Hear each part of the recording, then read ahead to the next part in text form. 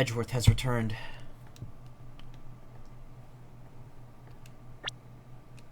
He's here. He's here to solve the mystery of the, I don't know, the airplane. That looks about right. Music's peaking a bit, like maybe a little louder. Again, this game has to get really loud for it to sound like normal levels. I don't know why. I wonder if the other Ace Attorney games are like that. I can't remember.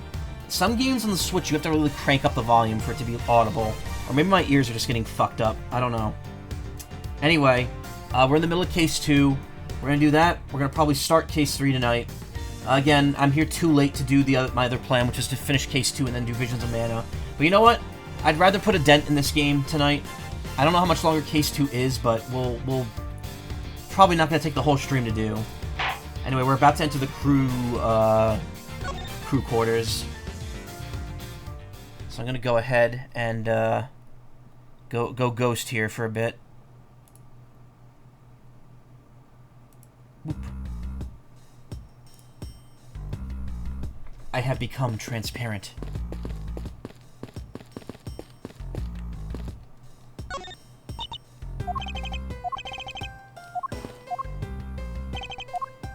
I think I've already talked to everyone here. We're moving right into the crew quarters.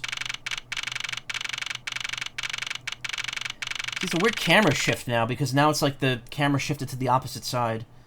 March 12th, 2:23 p.m. Flight G390, first floor, flight attendant's room.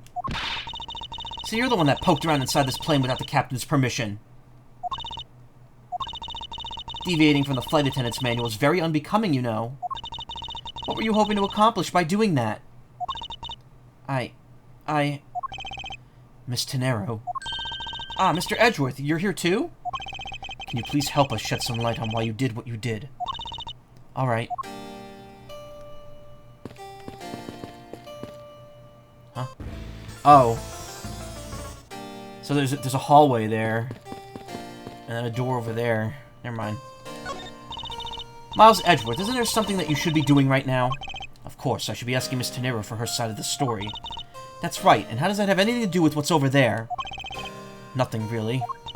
You already knew that, then why don't you hurry up with the interrogation already? It's pretty easy to tell who sleeps in which bunk just by looking. Almost certain that the well-kept one up top belongs to Miss Tenero.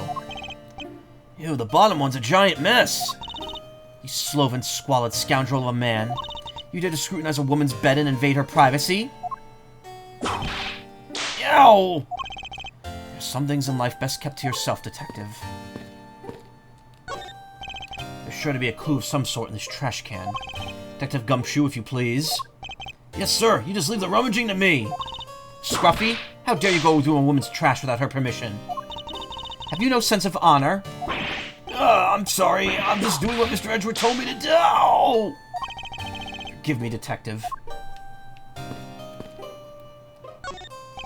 This door leads to the cargo hold, but I can't let you do it without Miss Von Karma's express permission. It's not a bad way to handle the situation if it was any old case, but this isn't. So between you and Miss Karma, who's better at their job? Oh, there's no comparison to be made, Detective. None. What is all this junk inside these boxes? There's no rhyme or reason to any of it. That's our lost and found, Mr. Edgeworth. Gold crowns and swords and necklaces. It's like a treasure trove in here. Oh, that's Gumshoe. Gold crowns and swords and necklaces. It's like a treasure trove in here, sir. The fact that these were left on the plane implies they were carried onto it to begin with. Something tells me it's time for Goyu to send its metal detectors out for repairs.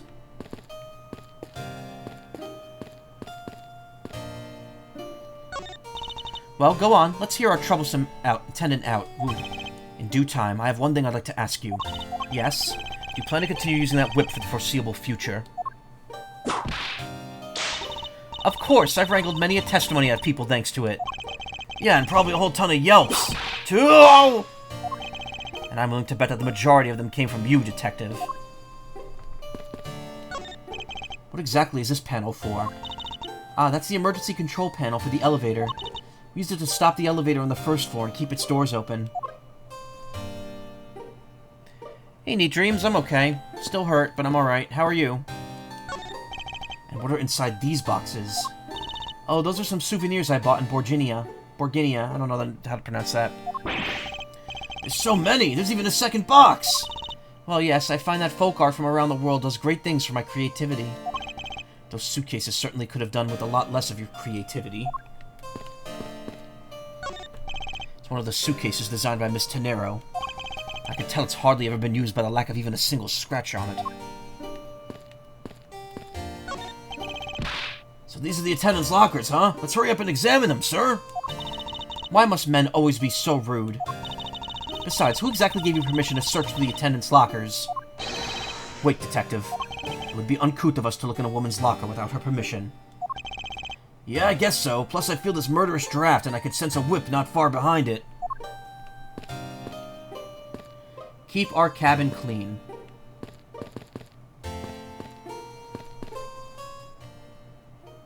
Professional style. Button up.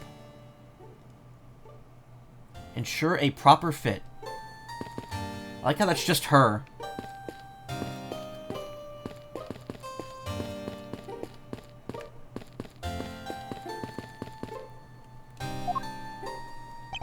Yes, sir? What are you doing and why are you fidgeting? I've never been on a plane before, and I've never been in an attendance room. Well, even on a normal flight, one would rarely ever need to enter one. Blah, blah, blah. I don't know when I'll ever get to be on a plane again, so I want to soak it all in now, sir. Let's see, a whole box full of crowns, a yellow suitcase, and what a great trip. Paging Detective Gumshoe, kindly return to the situation at hand.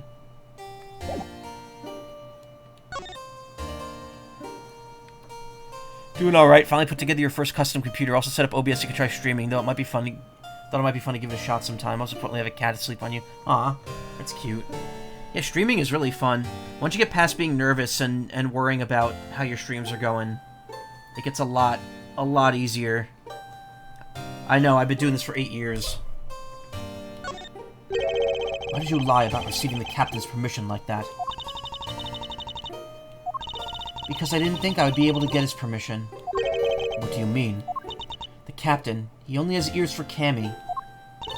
I spoke with the captain a little earlier myself. He definitely seems to be rather taken with Miss Meal. Yes, and on top of that, I had mistakenly accused Mr. Edgeworth of being the killer. I wanted to make amends. In that case, please allow me to thank you for what you did. Thanks to you, I was able to clear myself of all charges. Really? You were able to prove your innocence? Oh, thank goodness. Miss Tenero, is it? There's one more thing I'd like to ask you. You were in the in-flight shop just before the turbulence, weren't you? Please answer honestly. Yes, I was.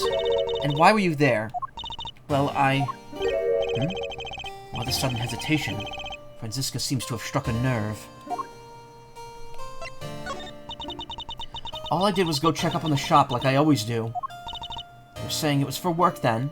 Yes, I'm in charge of the shop, so I have to keep an eye on it. I don't have any reason to go there otherwise. After your visit to the shop, you paid a visit to this room, correct? Yes, I came back to freshen up and adjust my makeup. I'm sorry, but there isn't much else to tell. Miss Tenero claims to have no reason other than duty to go to the shop. But is that all there is to it? Maybe I should ask her about that thing.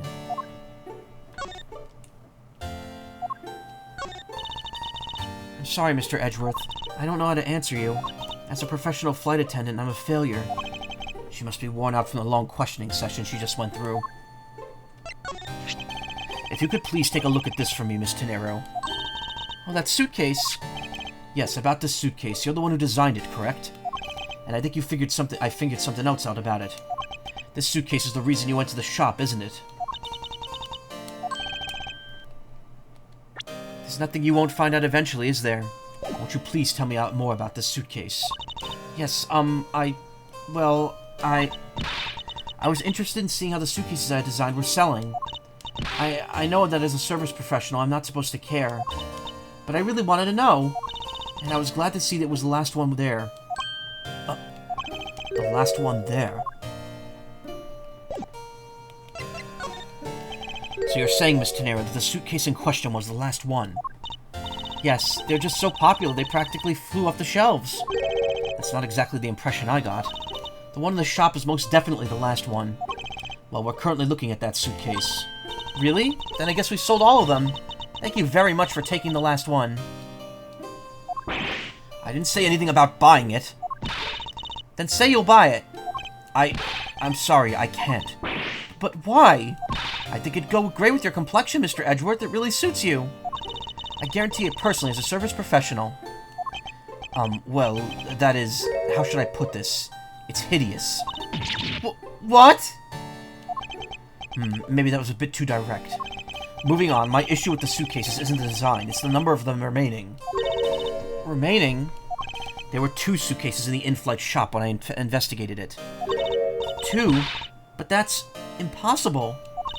I'm sure there was only 1. Looks like our story has generated quite the contradiction. When I left the shop, I'm positive there was only 1 suitcase left. Something is amiss here. What could be the meaning of this inconsistency? By the way, Miss Tenero, what is one of the suitcases doing here? That's... I thought you said there was only 1 left. That one is, it's mine. I've used it a very long time now. I've used it for a very long time now.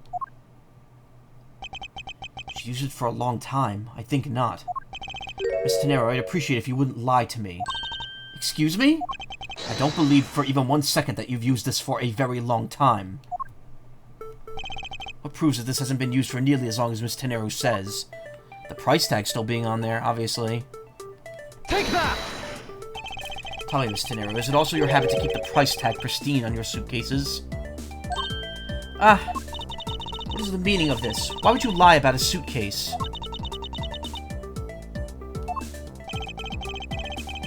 Despite having faith in her design sense, the sales numbers made her cry bitter tears. The truth is becoming increasingly clear to me. Miss Tenero, I think I understand.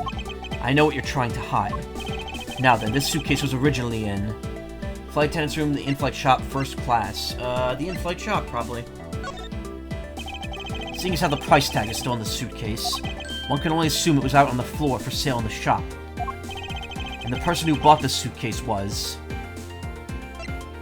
Take that! It was you, wasn't it, Miss Tenero? I hate to say this, but the suitcase you designed... It hasn't sold very well, has it? You saw how poorly this design you poured your heart into was selling, and were deeply hurt. That's why you wanted to make it look like it was selling by your buying it yourself. Isn't that right? Then the reason you went to the shop and came back here was... I'm sorry. All I really have is my job. I was overjoyed when my design was chosen. I thought that maybe I'd finally accomplished something. But the suitcases didn't sell. It's because of the design, right? All because it's as you put it. It's as you put it. Hideous. I can't say they chose a great place in which to sell them, either. They weren't selling a single one, and they were just sitting there collecting dust. I felt so bad seeing them there, day in and day out. So I decided to buy one for every flight I worked. You buy one every time you work a flight? I see, so in order to keep your resolution, you went and bought one today as well. Yes, and here's my receipt for that purchase. This receipt is clearly stamped 5:40 a.m. Bought at the in-flight shop and left in the attendance room. The timestamp says 5:40 a.m. The truth is, there's still a bunch of them left unsold. They're planning to scrap the remaining ones at the end of this flight.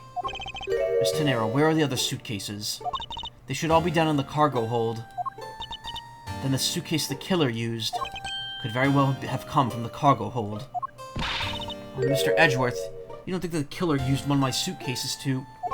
Yes, I do. The killer used one of your beloved suitcases to move the victim's body. How could they?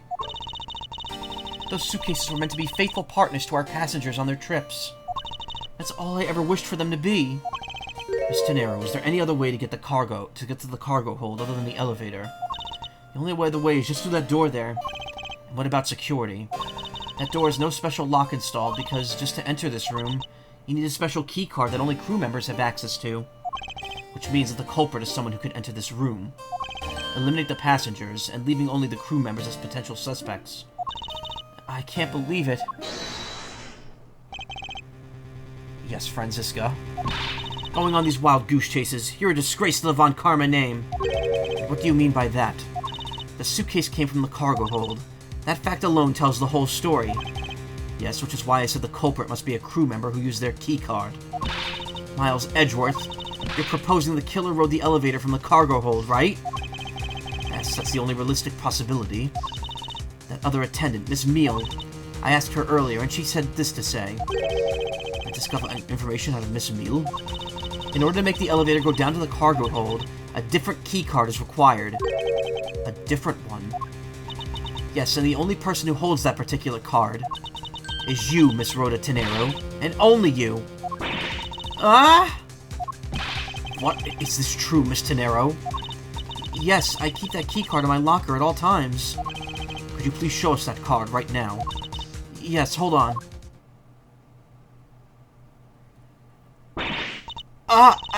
I don't believe it. What's wrong? The keycard, it's gone. Very clever. Pretending that your card was stolen when in fact you're just trying to hide it from us. You really thought this through. Wait, it's not like that. You could tell us all what it's about. Yeah, you could tell us all about it. What it's like down. You could tell us all about what it's like down at the station. Officer, arrest this woman. Yes, ma'am. Mr. Edgeworth.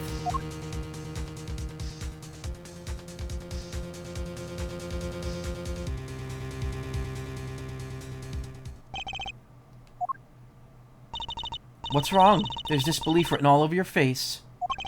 Francisca, I know that you're the lead investigator on this case. However... Hold it. Don't even think about wasting any more of my time. You know the rules as well as I do. Evidence speaks louder than words. Even if this isn't a courtroom, the basic tenet still applies. I intend to investigate the cargo hold now. What will you do, Miles Edgeworth? I intend to do likewise. To be continued. I should have finished that last part before taking a break, or stopping last night.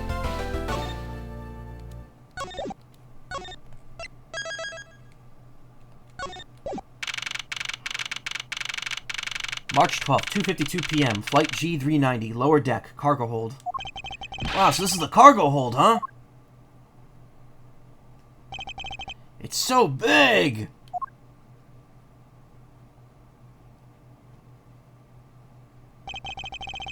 This plane is a special model. It's both a super large cargo hold and ultra luxurious first-class seating. So this is the real scene of the murder? There's certainly a high probability of that, which is why we are here, correct? Okay, let's get investigating, sir! Lower deck cargo hold. Oh, I just love pushing buttons on elevators and crosswalk signals. Here, you should give it a try, sir. Go on, push it! The elevator's currently stopped on the first floor, Detective. It can't move. Oh yeah, I guess nothing would happen if you pushed it now. Well, nothing would happen if you normally anyway, without a special key card. Both the door to the attendance room and the elevator's control panels required a key card, which makes it impossible for passengers to come down here. Hey, Ephraim. Hey, no URL, please. Insert smoke emoji here. Yeah. Her, right? All sorts of boxes are piled up here. This one says flammable, and this one, it says pharmaceuticals. This one says for exorcism use only. What kind of operation is this airline running? It got sort of ugly. Oh.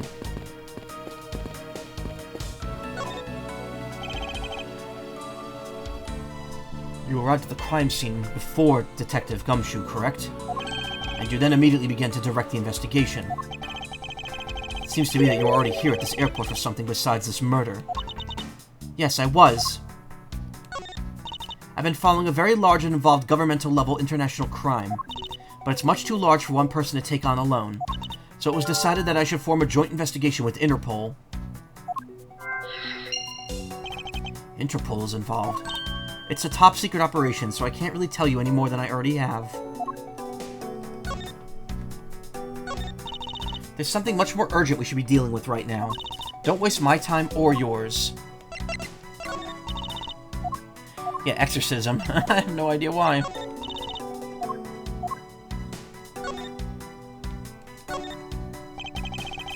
Just as Miss Tenero said, the timestamp she says she bought the suitcase at is 5:40 a.m.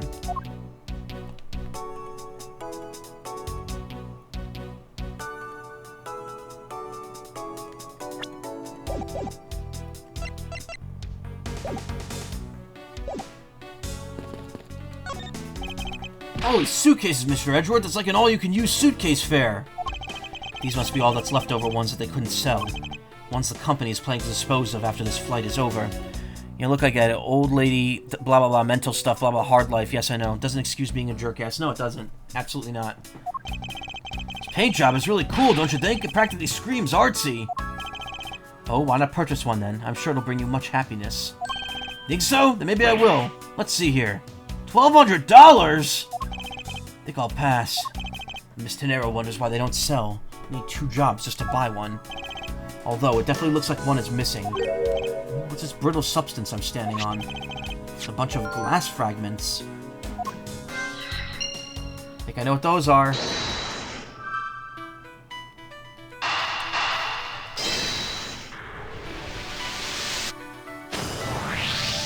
I think we could safely conclude that these fragments are from a pair of glasses. And the victim was wearing a pair of broken glasses. Exactly what I was thinking. I'm sure that the shards would match up perfectly with the remnants of his glasses lens. Says, ergo, the victim was here, just as I suspected. So you're saying that the real scene of the crime was here, sir? Isn't that what I've been saying for a while now? Oh, is it? I didn't know that. Perhaps it's a bit too early to draw that conclusion. However, I believe that the probability has just skyrocketed considerably. All that's left to do is to find the murder weapon.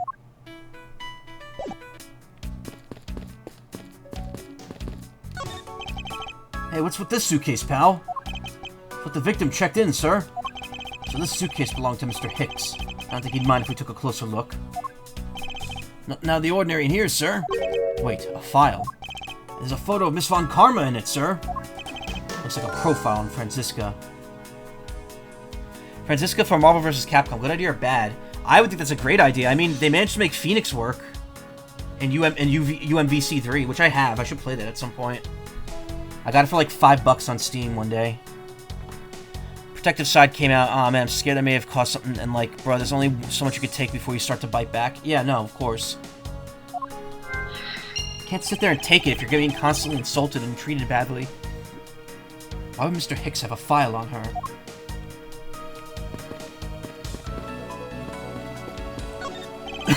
Keeping track of this many pieces of cargo must be very taxing on the cargo crew. This sure brings back memories of when I worked as a part-time mover, sir. By the look in his eyes, he's waiting for me to ask about the rest of the story. But no matter how he pours on the puppy eyes, I have no intention of doing so. Why is there bed sheets? Bed sheets from Borginia to USA. Oh. Franziska, good idea. Now with Whip. It's funny that I'm gonna have most of the Marvel vs. Capcom series in in another month or two, because when I'm getting a physical version of Marvel vs. Capcom Fighting Collection in November when that comes out, and that has MVC 1, MVC 2, and then I own MVC 3 on Steam. Hey, Karma, how you doing? Meowdy. Why'd the chat scroll get weird for a second there? There we go. How is me? I'm still in a lot of pain because of my injuries, but I'm treating them, and I'm doing okay, and I don't want to go to jury duty Tuesday, but also I don't want to go to work Tuesday, so I'd rather go to jury duty on Tuesday. Yeah, I heardy, and I have to go to court. Please heal. Maybe Lady Justice can heal it for me at the courthouse on Tuesday. I didn't know that this plane was capable of carrying such large pieces of cargo. This thing's as tall as 2 of you on top of each other, sir. It would probably take 20 of you to cover the entire surface of this monstrosity. What, really? Yeah, I guess that sounds about right. There's really no need to take that throwaway estimate seriously, Detective. Zheng-Fa Express. We'll be hearing more about Zheng-Fa later. Jury Tootie. Need some humor right now? Okay, let's see what Gumshoe has to say. This cargo hold is really big. Can't believe they can fit stuff like that in here. Detective, what are you going on about? We're in the middle of an investigation here. Whoa, stuff's falling on me. Oh, I can't really get into my work without something like this happening first. Well, let's just get the show on the road. So which item do you want to start on? In this world, there are those who are masochistic. And then there's Gumshoe. So that flight attendant, Rhoda Tenero, she's the killer, isn't she? I don't think we could say that for sure yet. But there's certainly a great number of things pointing us in that direction. You mean like how she didn't tell us about her buying her own suitcases? Yes, however, in regard to the keycard being stolen, I can't seem to find any evidence that she's lying about that.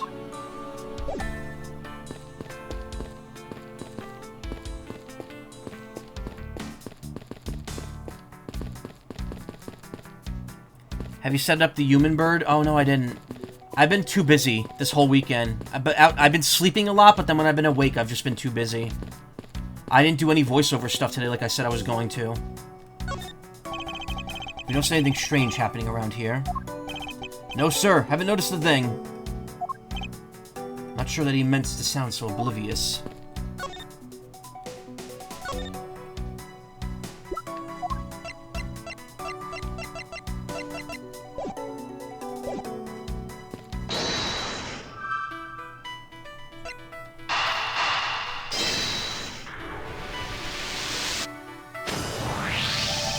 Why would Mr. Hicks have documents profiling Franziska? Oh, I know. Bet he's a big fan of Miss Von Karma, sir. Franziska said that she had come to this airport as part of an Interpol investigation. Oh, maybe Mr. Hicks had heard she was coming here and he followed her. Detective, I think it's more likely that Mr. Hicks was in actuality Interpol agent Hicks. I think Franziska has some explaining to do.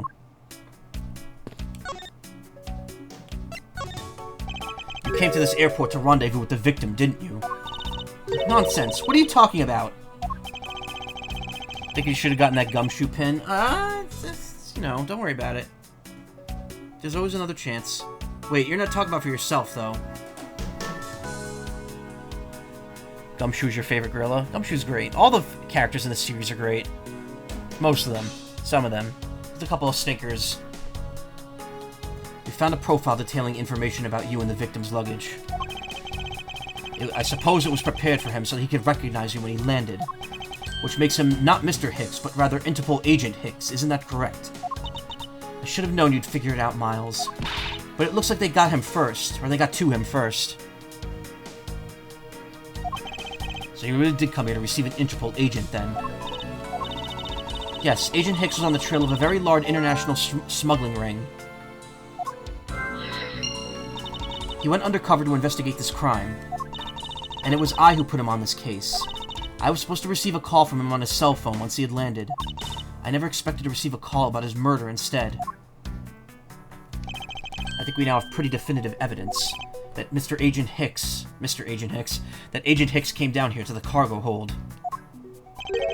What was he doing down here, sir? Become Unga Bunga to a degree. Unga Bunga degree from Gumshoe College. What the hell? There's nothing but luggage! I'm gonna grab a drink right now out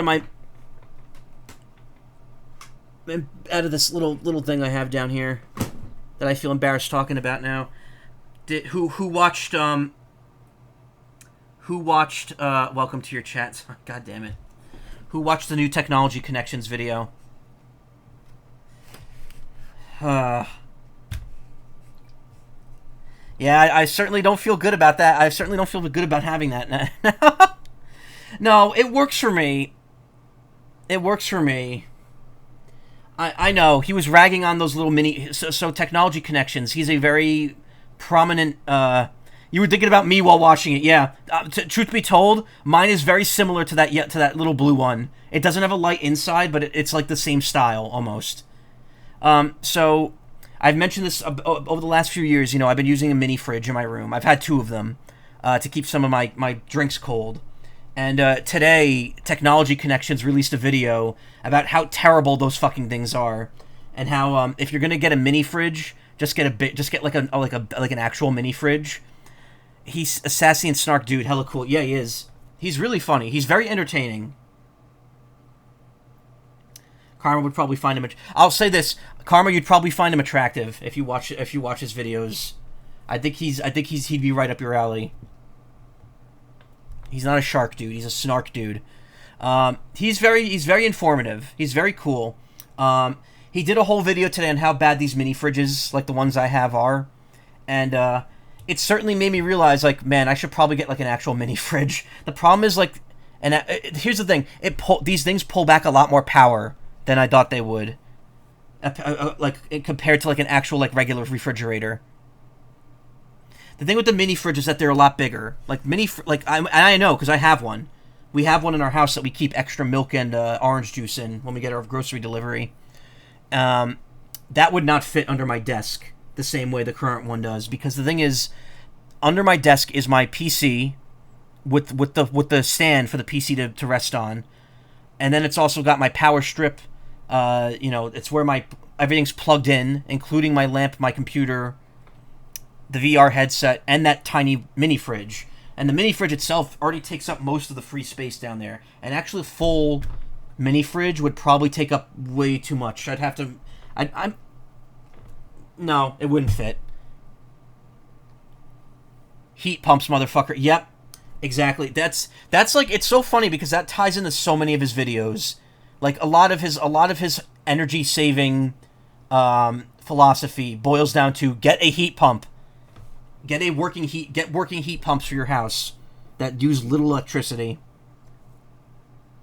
But yeah, I feel called out by that video, and it definitely gave me something to think about. I don't think I'm going to be changing anything anytime soon, but if I'm in a situation where I suddenly have more living space, maybe I'll consider buying like a nice, like $100, $200 mini fridge instead of these like little $30 ones that suck up 55 milliamp hours of power every hour. Watts, not milliamp. Nothing but luggage. Yeah, I saw the notification come up and I didn't see the thing. I thought stuff was broken. And thank you, Frostflake, for the follow. Put cool magnets on those. To be fair, I could put magnets on the current one. I also put magnets on the back of my isolation shield. See? May be able to hear that. I have like a big like soundproof shield around my microphone. Put a lot more of them. True, I do have a bunch of magnets I'm not using. I have more pins though. I need a pin board. Okay, anyway. It's nothing but luggage. Oh, I get it. Maybe he forgot something in a suitcase and came down to get it. Ow!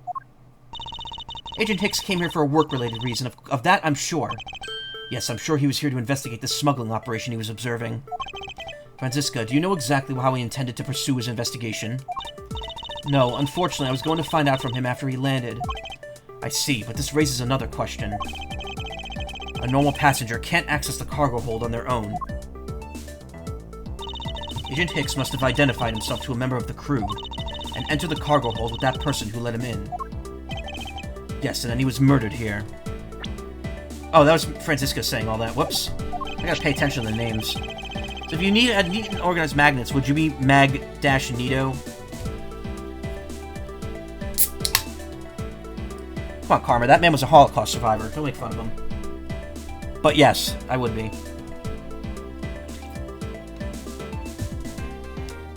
You know, drinking this can of tea right now, it definitely feels like it's not as cold as it should be. I feel like now that technology connections made me aware that my mini fridge is shitty, it's actively making the cans warmer. They just can't keep up.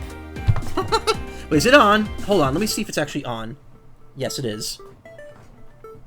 My old one, can of tea. When do companies make a can of testosterone? No, tea. Karma, I know you're joking. Besides, you know if I was drinking a can of anything. Wait. Does that mean when Mega Man drinks an E-can, it's estrogen? He's powered by estrogen?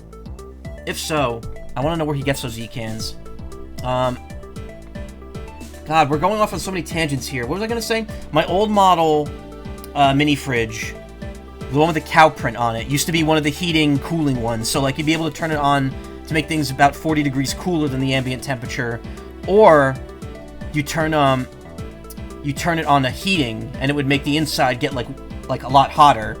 And as I mentioned, Technology Connections video went all over how that actually works. And it's actually like a two-sided, like panel that can make one side cool and the other side warm and the other side hot. And that's exactly what's happening. When you flip the switch on that, it actually just switches which side is cool and which side's hot. Which is kind of neat. But this newer one only has the option to make it cool, so it's only one side that gets cool and the other side gets hot. See, dude, you just need a just chatting stream at some point. I've done those before. I just never save them because I'm always in a bad mood and I'm ranting during the. And Eddie supplies them when he feels like it, of course. Yeah. Glass fragments and his broken glasses are a testament to that. And then the killer put Agent Hicks into one of the spare suitcases and they entered the elevator. But while they were riding it up, the plane hit that patch of turbulence. Because of the intense shaking, the suitcase popped open and Agent Hicks's body flew out.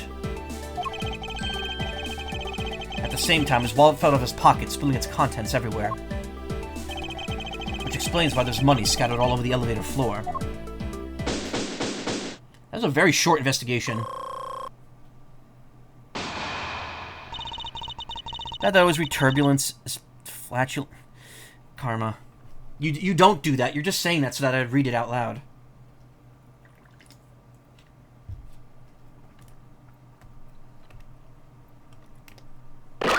I don't know. I don't have a fart noise on here. I have that.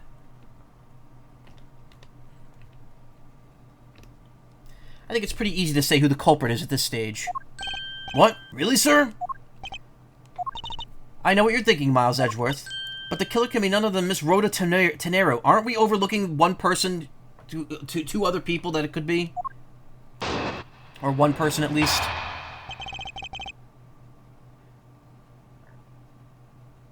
No, it's really a problem on your end. Okay. Peppa Button? I didn't do any voiceover stuff today, so I wasn't able to get it done. I'm going to try, again, if I skip streaming tomorrow, I'm going to try to do voiceover stuff before I go to bed. Especially if I know I have to go to jury duty on Tuesday. Definitive evidence. Alright, I forgot I have the arranged soundtrack on. You may get clowned, yeah. Like in Portrait of Ruin, the only dark type move in the game is the pie. Jerky duty. Jerby doobie. Gerbil duty. If it was a crew member, or any one of them could have shown Agent Hicks to the cargo hold. But the point of them to keep in mind is that the key card that allows the elevator to come down here. The only person with such high-level access is Miss Rhoda Tenero. I'd say it's a pretty decisive piece of evidence, wouldn't you? Jersey duty, yep, that's gonna be me. I'm Jersey Mike, after all. I own the whole sandwich chain. I know what she's trying to say, but I'm not certain it's as simple as that. New episode of Digital Circus coming out in a week and a half. Friday, October 4th. Which is funny because, like I said, I'm not going to be here that weekend. I'm going down to help Nessie set up for the Ren Fair on October 4th. And our friend Mercrozy is going to be with us. And when episode 2 came out, the three of us were also hanging out together. It's really weird how that timed out almost exactly. It's a weird sign. That means the next time we hang out is when episode 4 is coming out. Germa duty. Oh, Germa doesn't need help making duty, don't worry. I'm sure he does that. He's retired now, so he's an old man.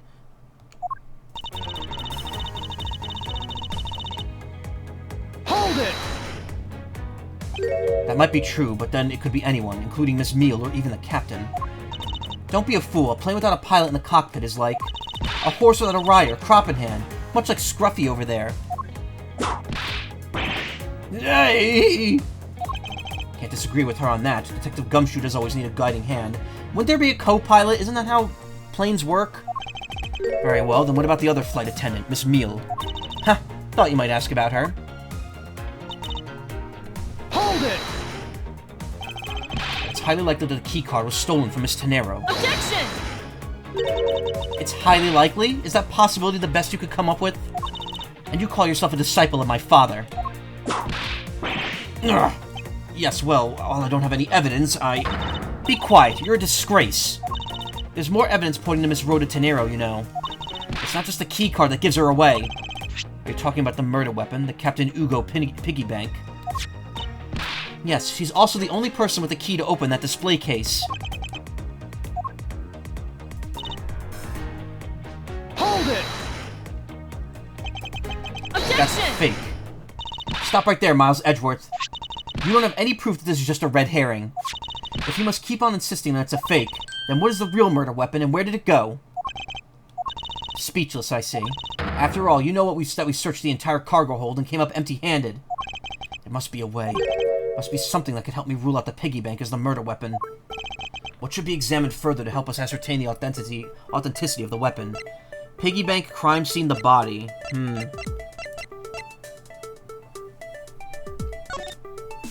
Franziska, I think you were too quick to jump to your conclusions.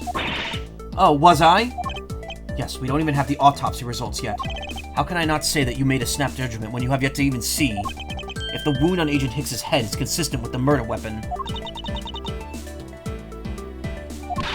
Scruffy? Yes, sir. Contact the medical examiner's office at once. I wish to hear the result of Agent Hicks's autopsy. He can't get testimony. He's dead.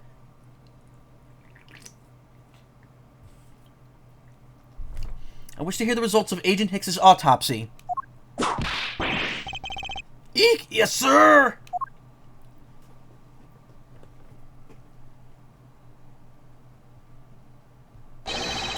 We've got a big problem, Mr. Edgeworth, sir.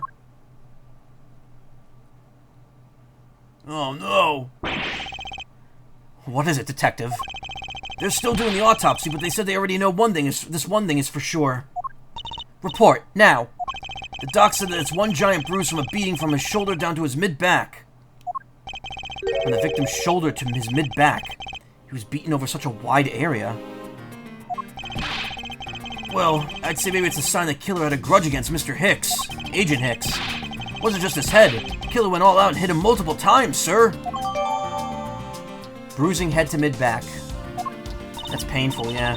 Scruffy, what is had a grudge against Agent Hicks supposed to mean? Well, that's, Was the wound on the victim's head consistent with the murder weapon, Detective? Oh, well, they said they were still looking into that, sir. You're completely useless. Yow! Sir, I told you already, you can't go down there. So, I know I have the arranged soundtrack for this game. I thought pre-ordering the game instantly got you both games' arranged tracks, but I looked in the sound test and I don't have the arranged tracks for the second game. So I don't know if I could buy that separately, like as a DLC purchase, or if I just can't get it. I don't know. Like I thought it was supposed to just come with the game when you pre-ordered it, but only the first game's rearranged tracks are in this. No, you remove yourself from my way. What is all that racket? Oh, it's him. My luggage, my cargo, they're mine, and I demand you return them to me. We're still investigating the cargo hold. Please understand and have a little patience. I suppose there is no choice. Finally, I think he gave... Hey, what are you? You have to be no choice but to use strong force. Ah! Won't get past me. This is... Wait, that's it. So this is what this whole thing has been about.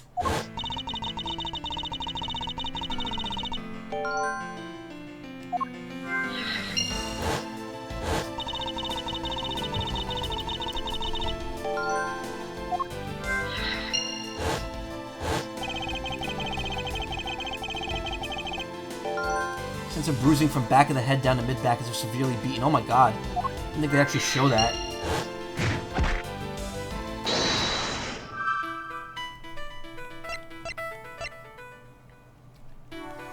Weapon couldn't be found. Nobody could find anything that could be considered a real weapon in the hold. And Hicks is on the trail of smuggling an international ring. Wait for this to prove the murder weapon isn't the real thing. Blah, blah, blah, blah.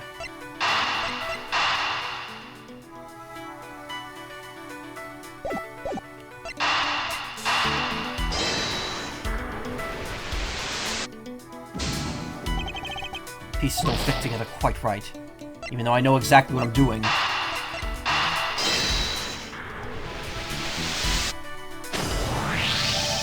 Allegedly, the killer struck the victim many times over, which is why there's extensive bruising over such a wide area. But is that really the correct conclusion to draw from this evidence? The bruise from his shoulder to the middle of his back is one continuous mark, which is more suggestive of a single blow to the back. If that's the case, then that piggy bank is much too small to have caused that. Therefore, the murder weapon must be something bigger.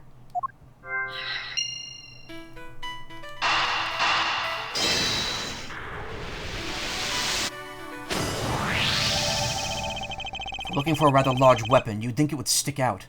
In the original version of this game, wasn't it like the two pieces came together and there'd be like a little circle with like a wave coming out of it? I can't remember. It was on the bottom screen, I know that. But so far, we haven't found anything that resembles a weapon of any sort. Perhaps, just perhaps, it's something we all overlooked from the very beginning. Yes, it was, and you prefer that animation. I had a feeling. Because normally, it's too impossibly big to be taken into consideration. What was that all about? Was he just trying to jump his way down here? Franziska? What? What do you want? I found it, Franziska. I found the real murder weapon. You did? He really jumped! We didn't realize it until now, but the answer has been right in front of us this whole time. He might be hurt. We should go check up on him, sirs. There's that pompous attitude of yours again. You should learn to drop that habit. This coming from a prosecutor with the habit of whipping everyone she comes across. Anyway, if you really are a prosecutor, then you'll back yourself up with evidence. You two aren't listening at all, are you? Come on then, show me this real murder weapon you speak of. This is the real murder weapon.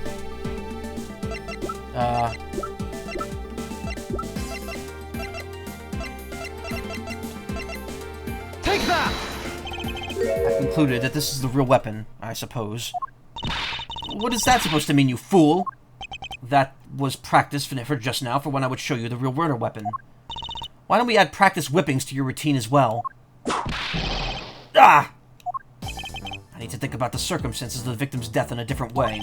There's a wide bruise running from the victim's shoulder down to his back. Maybe I should be focusing on what caused such a large bruise in one strike. I don't have any evidence to show you. Foolish reasoning for a foolish fool from a foolishly foolish fool meant to fool me. What do you mean by I don't have any evidence to show? Perhaps I should have phrased it as that which caused Agent Hicks's death is incorporeal. Forgive me, but I do believe I've figured out what the real cause of death was. Wait, no, I didn't mean to pick that, damn it. The victim suffered from a lack of oxygen in the elevator and suffocated. And, the bruising on his back and his broken neck was caused by a sudden fall to the ground. You are like a fly buzzing in my ear. Be gone! Ah! Oh, that wasn't such a bad guess, Mr. Edgeworth. Without a shred of proof, did he just accuse me of making a good guess? Wait, but he did imply that I was on the right track. Forgive me, but I do believe it was free fall. If you want to see the wrong answers, wait for Ephraim's videos.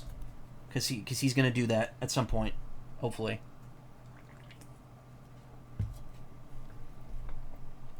The victim fell from a great height and subsequently died as a result. Do I have to? Why, do you not want to?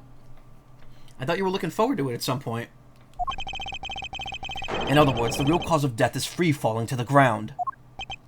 He farted? Fell to his death? Yes, this is the only plausible possibility. The victim has extensive bruising on the back of his head and his back.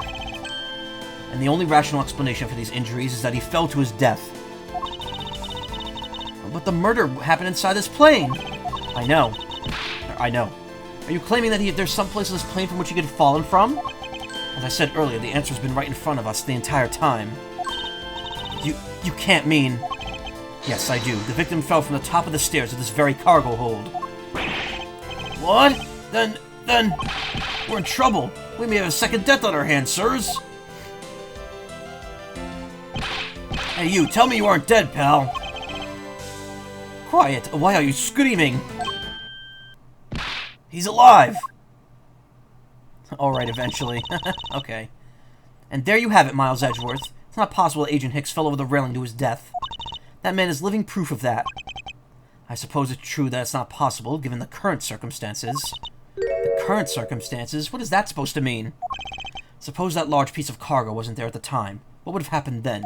It would have been a Borginian pancake for sure, sir! I suppose that man over there wouldn't still be breathing.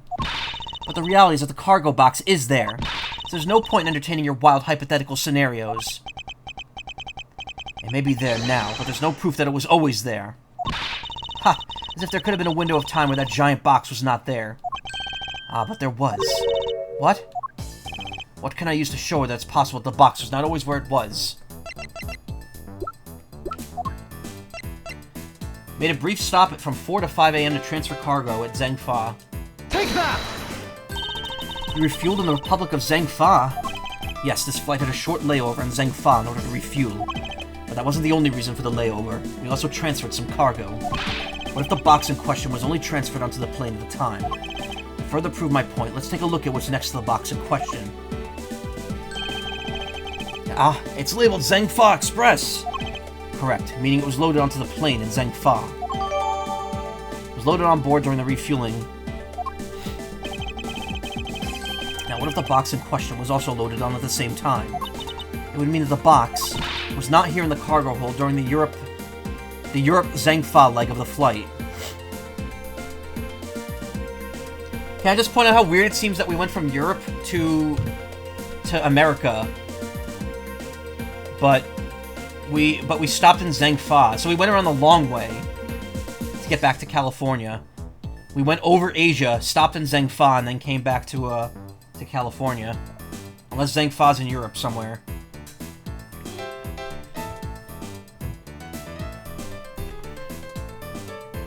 It's Japaniformia? Yeah. To be fair, later games, they kind of downplay it heavily. In fact, starting in this game, really, all the new countries are made up. Like we have Zhengfa. Zhengfa's not a real country. And then Borgini is not a real country. And then, in Spirit of Justice, there's Kura'in, which isn't a real country. Actually, wait, is Borgini is a reference back to Apollo Justice, right? Even though I haven't played it on stream yet. Borgini is mentioned in one of the cases in Apollo Justice as well. Wingding's country, yep. That's why Mr. LeBlanc speaks in Wingdings. Making a clear drop from which Agent Hicks could have fallen to his death entirely possible. But your theory is still very far-fetched. Then allow me a chance to prove how very likely my scenario is. Did you know that the original game had anti-piracy that makes all the text Borginian? Yes, I remember that. My first order of business will be to examine that piece of cargo in more detail. My first order of business will be to examine that piece of cargo in more detail.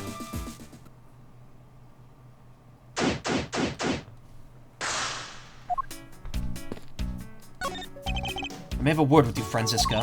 I don't think you have the time for idle chit-chat. You still need to prove to me that your hypothetical situation is, in fact, reality. If you spot anything off, come tell me right away, okay, pal? Roger, sir. Rather unusual for Gumshoe to be so directing. It's rather unusual for Gumshoe to be so directing. Must outrank this officer. Run into any trouble, just leave it up to me, okay? Yes, sir. Watch out, Detective Gumshoe. Oh!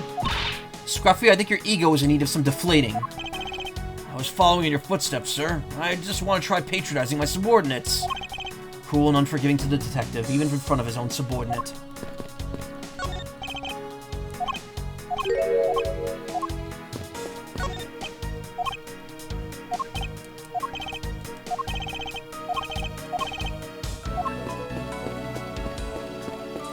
Oh look, he's back where he was.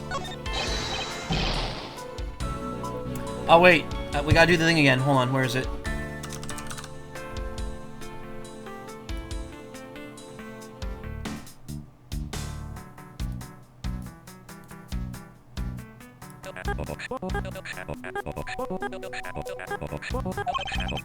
You can rent me in Borginian all you want, but no still means no, sir.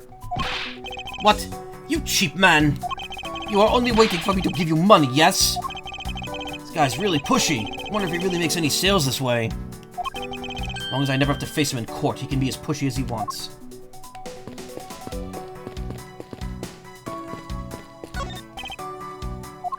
Outdoor suitcases sit pretty neatly in 2 rows. Too bad for Miss Tenero that this design is unmarketable.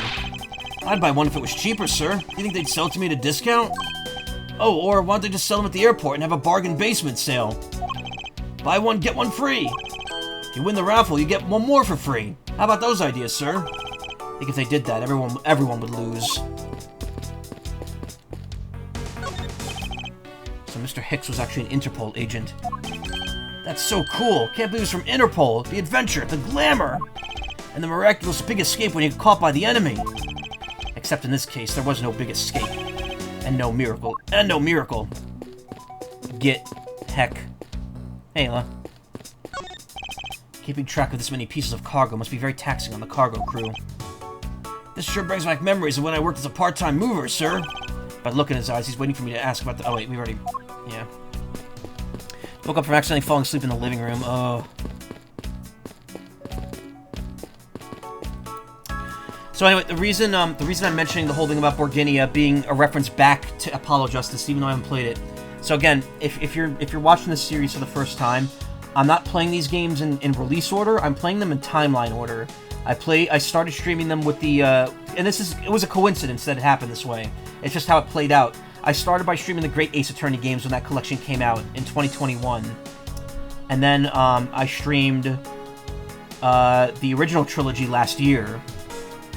And then this year, I was going to start... when they announced the Apollo Justice trilogy, I was going to do these two Edgeworth games first. And then they announced the Edgeworth duology, so I waited for that to come out. So, it's not actually release order, it's timeline order. So, you had the Greatest Attorney games, you had the original trilogy. This game and the next Edgeworth game take place, like, right after the third game. Apollo Justice takes place years after this. The thing is, though, Apollo Justice actually came out before this game. This is actually the 5th game, and then the next Edgeworth game is the 6th game. And the Apollo Justice is the 4th game. But once I finish these two, I will do Apollo Justice Trilogy at some point. Probably next year. Because I'm going to do Danganronpa V3 after I do these two Edgeworth games. So yeah, it's a little confusing. But we're not actually playing the 4th game, we're playing the 5th game right now. But to be fair, I also started with... I started the streams with, like, the 8th and the 9th game. Or whatever number it is. Whatever number you consider... No. 6 mainline games, 2 spin-offs. Like the 9th and the 10th game. Love turn-based RPGs, but their gameplay could sure do that to you. Visual novels do that to me. I've been getting tired while streaming this at points. And when I was playing Emio the Smiling Man, I kept, like, dozing off whenever I was laying down in bed. By the way, Ayla, I mentioned this earlier before you got here, but I finished it the other day, and it was really good. So if you like the first 2 Famicom Detective Club games, I definitely recommend giving it a shot when you're able to. If you don't mind, like, really long, drawn-out stories. Also, I saw that, Karma, about me not being a real country. You don't think I'm a real country? Well, how about now? Now I'm just as big and airheaded as this airline is. This is a rather large piece of cargo. The tag on it, sir. Let's see, it says Aleph Red Statue. Never heard of it. Nor I, but all I care about is if we could prove it wasn't here at the time of the crime. Let's get investigating, sir. Shit, hold on. Gotta play it again. No, that's music. That's Metal Gear music. I want to play that.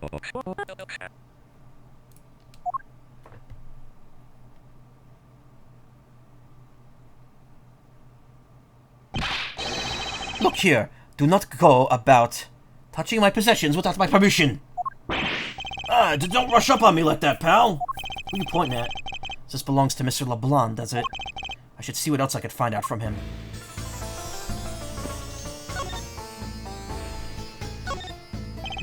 I take it this large piece of cargo belongs to you, Mr. LeBlanc. Of course it is mine. I shipped this fine piece of art from Europe. This Aleph Red statue is worth 10 million cents. No, maybe much, much more. Mr. LeBlanc's reason for choosing this plane must have been the large cargo hold. 10 million cents? I suggest you stop trying to calculate how many packets of noodles that makes, Detective. Darn, how'd you do that? I feel like you keep getting better and better at seeing right through me every year. Though I grow with each revolution of the planet around the sun, I have the distinct impression he continues to madly spin in place. Hey, Mr. Edgeworth, so that 10 million cents, is that in euros or in dollars? Does it really make a difference to our case? Mr. LeBlanc, there's a chance that your cargo is related to our murder case. I was wondering if you would allow us to examine it a bit closer. It is a very valuable piece of art, so no, there'll be no touching.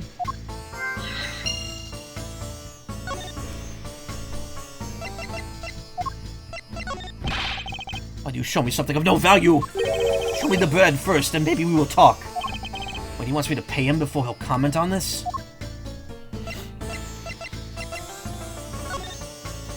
Victim, Ackby Hicks, age 28. Time of death, March 12th between 3 a.m. and 4:30 a.m. Cause of death, cranial contusion due to blunt force trauma to the back of the head. Marks appears to have been extensively beaten on the upper half of his back.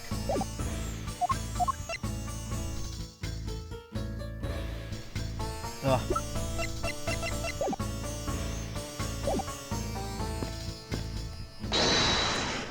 Specific RPG you're playing, FF5, has one section where you can do a lot within a 10-minute time limit. And I got to that point, I was constantly dozing off, and it was so much harder to do what you should have been. Oh. I doubt these are connected. Oh, they are. Also, hello, real mountain guard. Thank you for following me. Hope prison hasn't been too hard for you. If Mr. LeBlanc has something to do with the smuggling ring, then it's possible the fake statue was brought on board in Zhengfa. I think I need to question him a bit further.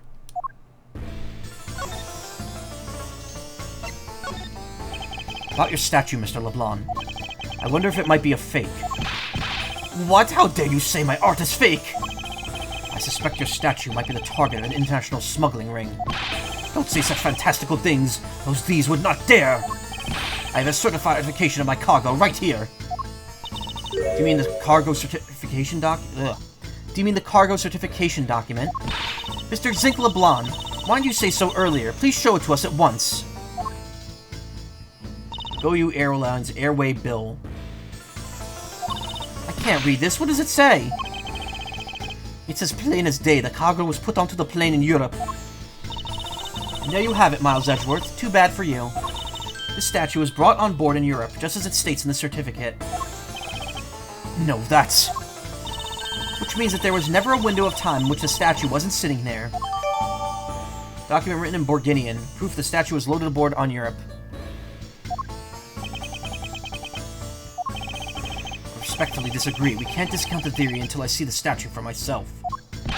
Then you could have your wish. Look at it yourself and see I am right. This, I know I've seen... Oh, this, I know I've seen this somewhere before. This is the Aleph Red? It gives us such a feeling of art. I can practically smell it. This statue has a high amount of historic value. After it was unveiled at a museum in Europe, I brought it to this country to exhibit it. A piece of art being shipped by Mr. LeBlanc, who claims it was worth 10 million cents. Clink has been treating you well, actually. Sharing a cell with this Furio Tigre dude. He's pretty cool. He looks pretty warm to me, with his red, incredibly dark red skin. I mean, a closer look is warranted here.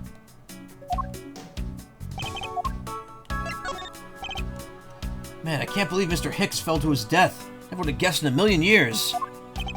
It's still only a hypothesis, however the investigation should prove it to be true. Speaking of falling, I'm glad that art guy's okay. Took quite the spill. Yes, he was lucky to have landed on top of that piece of cargo. Yeah, I can just see it now. Passenger pays price for police foul-up. Did Prosecutor Edgeworth add fuel to the fire of the first murder with the second death? Yeah, but I'm willing to bet that'd make the front page, alright. That's not funny, detective. He is, I wouldn't know. I mean, what lawyer, dude? Ooh-wee! I thought something smelled fishy in here. Turns out it's a smuggling ring. Also, it might just be my pants, but probably the smuggling ring. Wait, no, Edgeworth, Mr. Edgeworth, so that's your pants. Why do you have a dried piss stain there? Never mind that. He peed himself. Flashbacks to the beginning, turns out he peed himself when he passed out in the lounge at the very beginning. If a smuggling ring is involved in this case, then their target would most definitely be the most valuable piece of art. And that'd be the two statues on either side of the elevator, right, sir? I doubt those ghastly things are worth anything to anyone other than the person depicted. What have we here? It says Zhengfa Express on the cloth, sir. I'm gonna take a guess and say this delivery company is based in Zhengfa. If that's the case, then I skipped my line by accident here. If that's the case, then we could assume this was loaded onto the plane in Zhengfa. Something is tugging at the corner of my mind. As though something's out of place.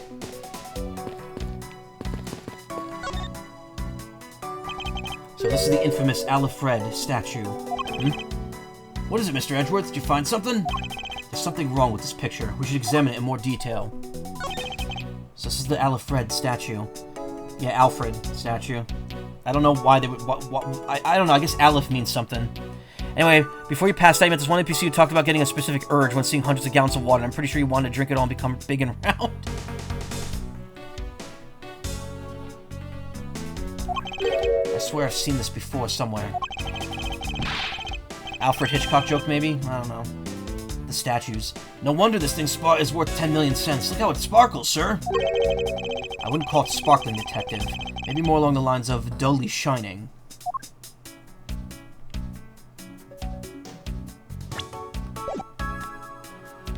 Alright, gotta flick the stick. There we go. Leftover suitcases sit here lined up in two pretty neat rows. Too bad for me. Oh. It's like the same stuff from examining it outside of this.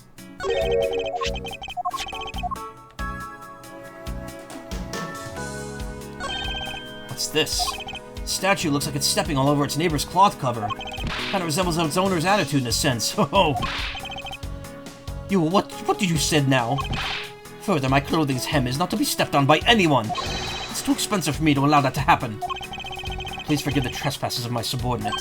Why should I forgive why should I forgive the trespasses? Unless it's an expensive dress, you keep it.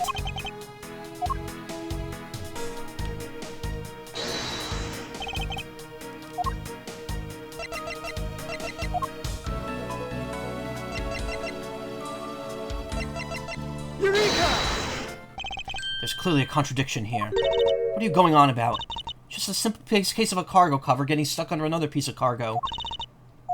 Ah, that's not possible, though. But it is. Shouldn't be this way, but the statue is on top of the cloth. Supposing that the neighboring piece of cargo was brought on board in Zhengfa, there's no way that any part of this should wind up under something from Europe. Which means that this fake statue was smuggled on board in Zhengfa. But then what about the cargo certificate? Let me ask in return, what about Agent Hicks? Why did he come down here in the middle of the flight? There's only one reason why, to secure proof of smuggling activity on board this flight. So you say, but I don't believe he had to do that. He had to do that mid-flight. We could have just as easily inspected all the cargo after the plane landed. That may be true, however, you have it backwards, Franziska. Sure, Agent Hicks could have waited until after the plane had landed, but he had a reason for coming down to the cargo hold. Suppose he had found the fake at the airport. It would have been after the swap had occurred. At that time, the suspicion would naturally fall to the statue's owner, who would have no way to prove that the statue was switched without his knowledge. Which means there's someone involved who is forging or modifying cargo certificates. But statue is fake. I believe that even further examination will be required, now that we have confirmed that this was brought on board in Zhengfa. There must be some sort of proof that this statue is indeed a fake. And I will present you evidence that will resolve the remaining contradiction.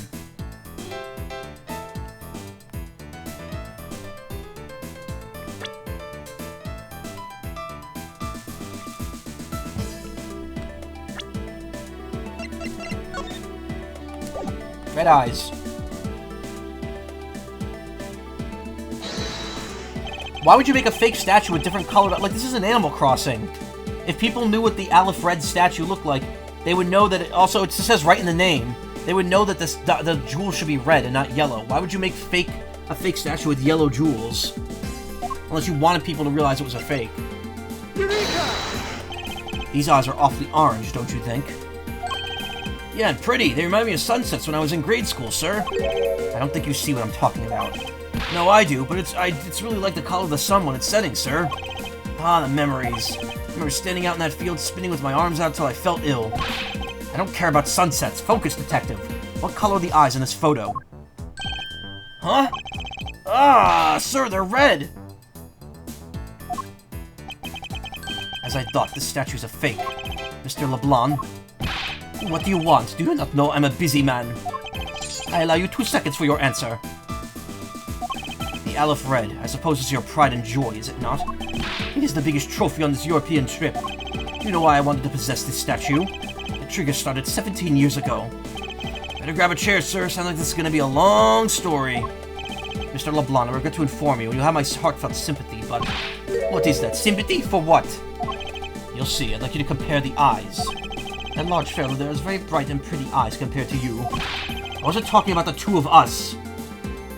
He thinks Edgeworth... He thinks Gumshoe's eyes are pretty.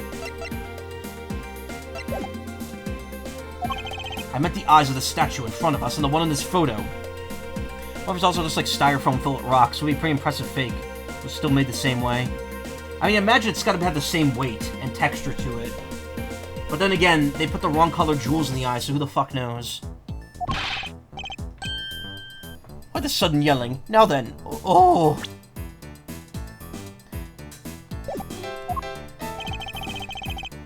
a photo of the statue on display at the museum in Europe.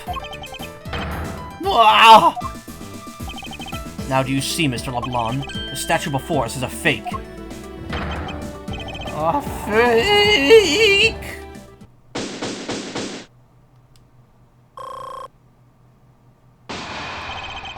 Guess the victim knew the real version of this was gonna get nabbed, huh?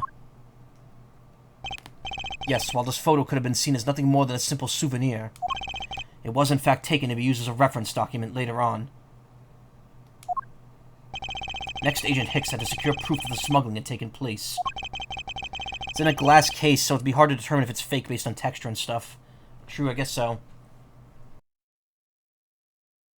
But this is for smuggling, so I imagine it would have to, you know, be used for more than just display purposes. There's probably money examinations involved, which again, why would they put orange jewels in it if it was supposed to be red?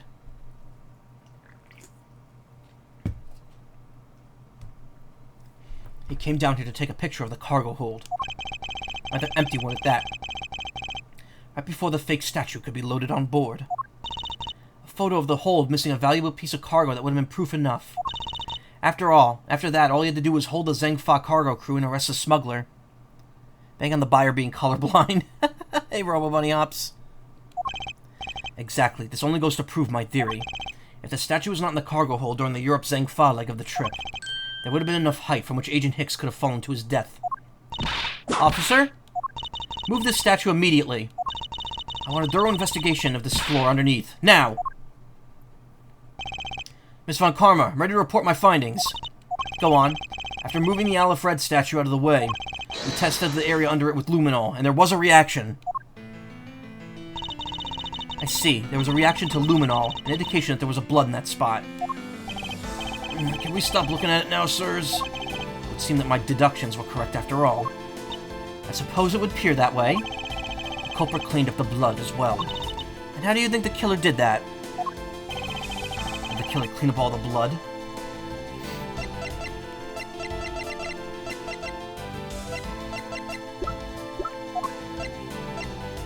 Take that! I would suppose perhaps the culprit used this to clean up the blood.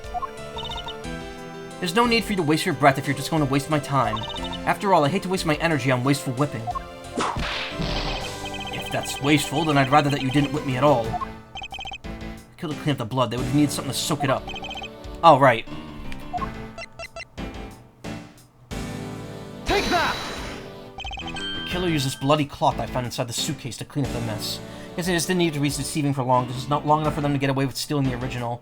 Yeah, I guess so. I see. They had a need to clean up all the blood before the plane landed in Zhengfa. Yes, because otherwise the cargo crew would have discovered it during the layover. So you guys were saying that the murder happened before the plane landed in Zhengfa? There's no other conceivable timeline for the events of the murder. But if that's true, then that throws a certain person's testimony into doubt. The murder occurred before we landed in Zhengfa, and this becomes highly suspect. Mr. Acme Hicks was in his seat when we took off again at 5 a.m., so Miss Meal was telling Lucille was lying. Recall Miss Meal's testimony about Agent Hicks in regards to when we departed Zhengfa. Saw Mr. Hicks sitting in his seat at 5 a.m., you know. Airhead gang, rise up. She claims Agent Hicks was alive at that time of the service calls, but that totally contradicts the facts, sir. But why would she lie about something like that? I think the only person who can answer that is Miss Meal herself.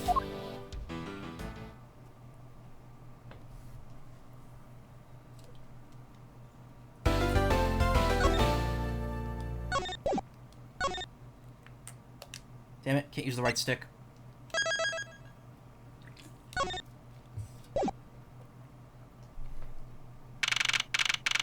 March 12th, 3:35 p.m. Flight G390, lower deck, cargo hold. Edgeworth's been awake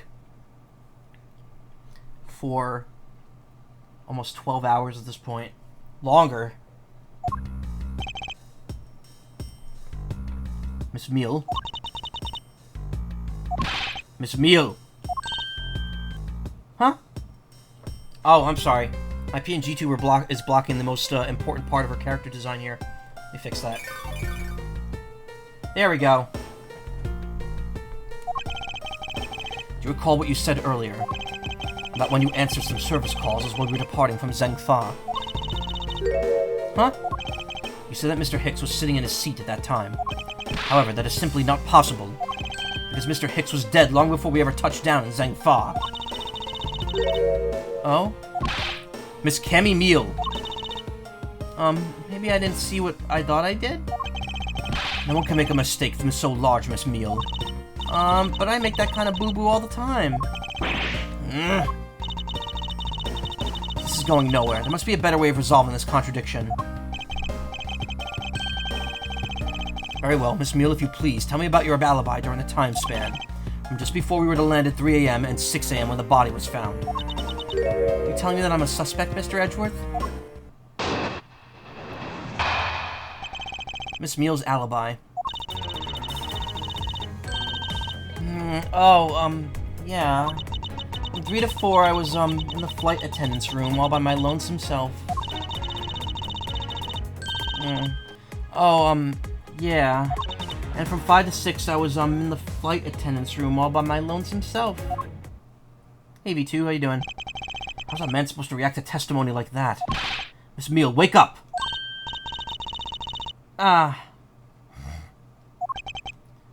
She fell asleep again.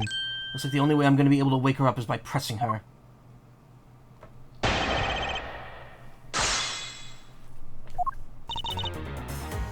Hold it! Good, how are my scabs? Still scabby, they're still painful, but I'm taking care of them. I've been putting bacitracin on them and I'm taking medicine, so hopefully they'll clear up soon. Miss Meal, wake up! I'm awake. Miles Edgeworth, I demand you do something about this flight attendant this instant. Why ask me to wake her when you could finally put that whip to an appropriate use?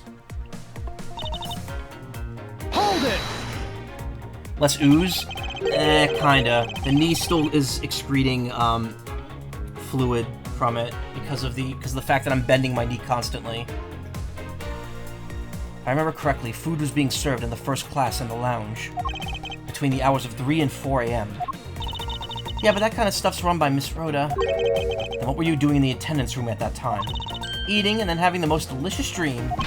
When you were neglecting your duties. No way, sleeping's part of our job too, you know. Hold it! Miss Meal, how many times do I have to repeat myself? Wake up! I'm awake. Yo, why did you whip me for, sir? Oh, what did I miss? Poor detective being on the receiving end of a lash in your stead. Really? Sorry about that. You can make amends for that by continuing with your testimony. Hold it! So you were alone the entire time, were you? Yeah, no one else even popped their head in to say hi. Oh, well, I think a contradiction just popped in to say hi. What should I do? Should I raise an objection? Yeah, of course. Miss Meal, there's a clear contradiction embedded in your testimony. Huh? What are you talking about? It's not possible that you were alone in the attendance room the whole time from 5 to 6 a.m.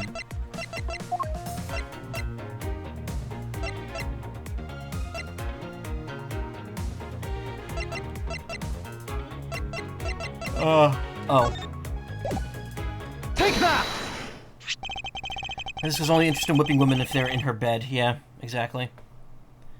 Wonder if you would be so kind as to take a look at this receipt, Miss Meal. That's not true, though. She whips, the, Eeny Miny at the end of the second case of the second game. She's so shocked from losing, she whips everyone in the court except Maya.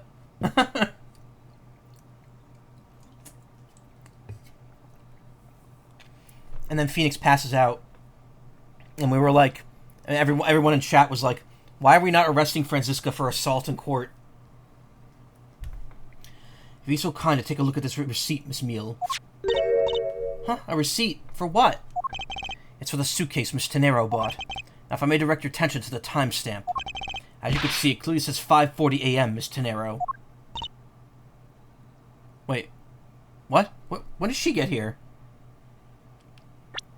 As you can see, it clearly says 5:40 a.m. Miss Tenero. Yes? Huh? Why is the killer here? Thought you'd have locked her up by now. Request that she be present as a witness so that we may straighten out your complex lie. Now then, Miss Tenero, between the hours of 5 and 6 a.m., you took a trip from the first class down to the floor and down to the first floor in-flight shop, correct? Yes, I went to the shop to buy a suitcase. After which, I went straight to the attendance room to drop it off. Also pretty sure Francisca whipped Lotta hard at one point during the last case. And did you see Miss Meal here at that time? No. So, Miss Meal, where were you really between the hours of 5 and 6 a.m.?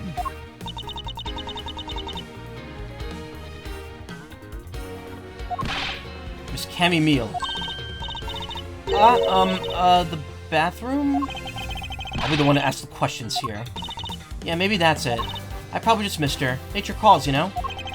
You take me for a fool? That's a little too convenient to be true. But it's the truth. Cross my heart. I don't have enough conclusive proof to counter-argue her at this stage. You don't believe me, do you? But please, won't you give me a chance and hear me out? Reason for suspicion. Look, I know you're suspecting me because I'm one of the crew. But you think maybe you should also suspect Miss Rhoda, too? She's the one in charge of the elevator and the key card. The elevator key card in the shop, you know? You ask me, that makes her super suspicious. Please leave Miss Tenero out of the conversation. Only you are under suspicion for now. I don't get it. Why are you covering for Miss Rhoda all of a sudden? Oh, now I get it. Maybe you've got your eye on Miss Rhoda. Of course I'm keeping an eye on her. Can't very well let her escape, can I? Never mind. But you want to know something? Miss Rhoda actually kind of I have absolutely no interest in people who can't appreciate my sense of design. Now's the time for this sort of talk.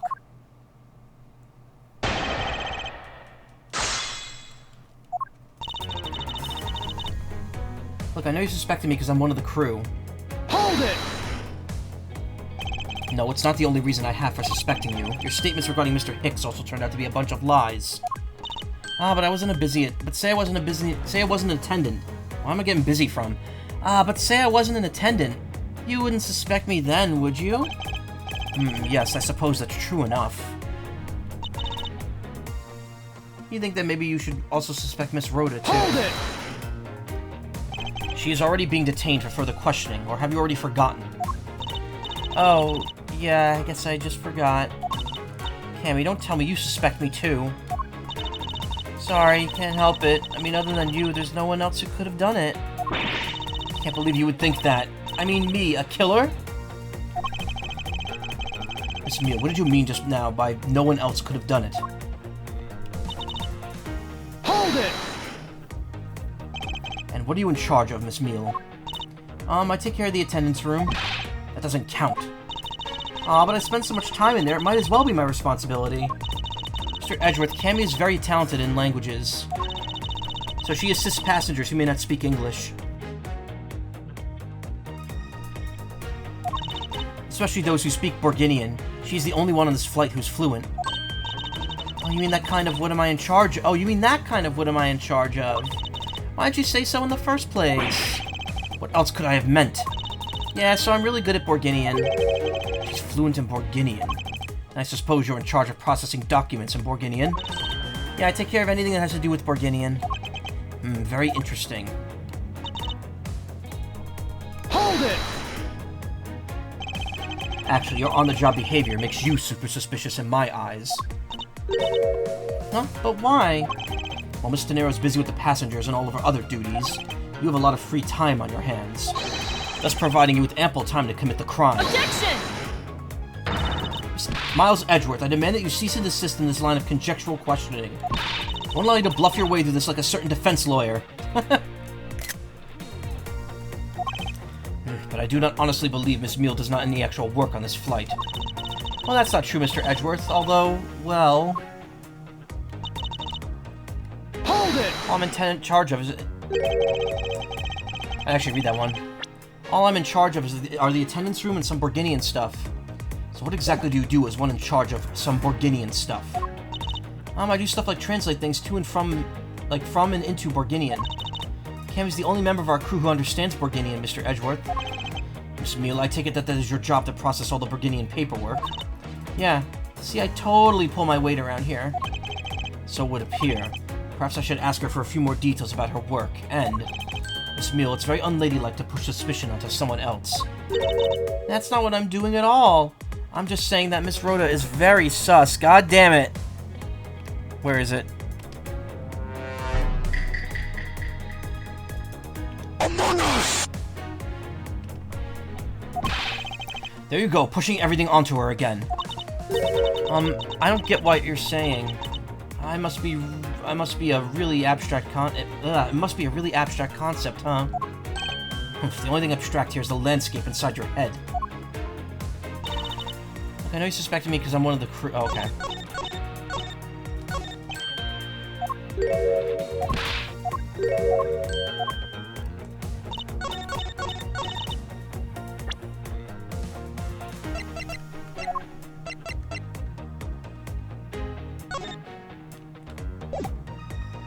Objection! So you're the only one in this flight crew that speaks Borginian. Is that correct? Oh, yeah, I guess so. I studied abroad in Borginia for a while.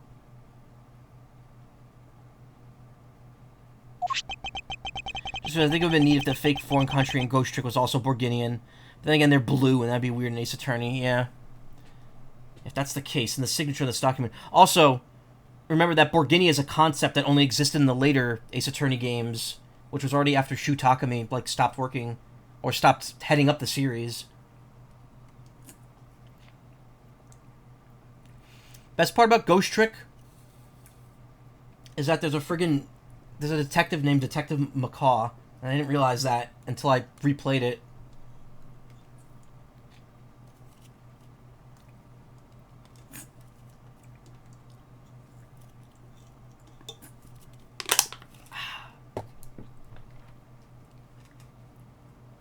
Yeah, my PNG tuber broke.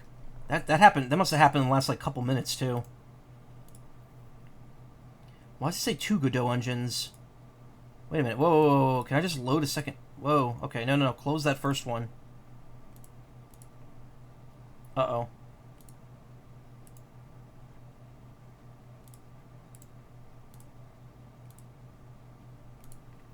Abandoned ship. Abandoned ship. Stop. Desist.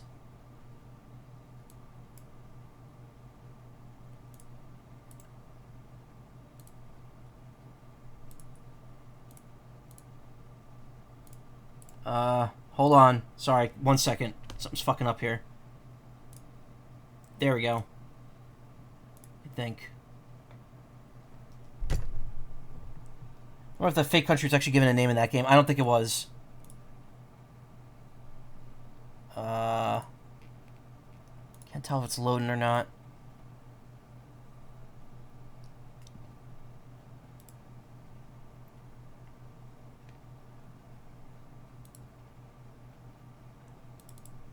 Oh my god. Stop.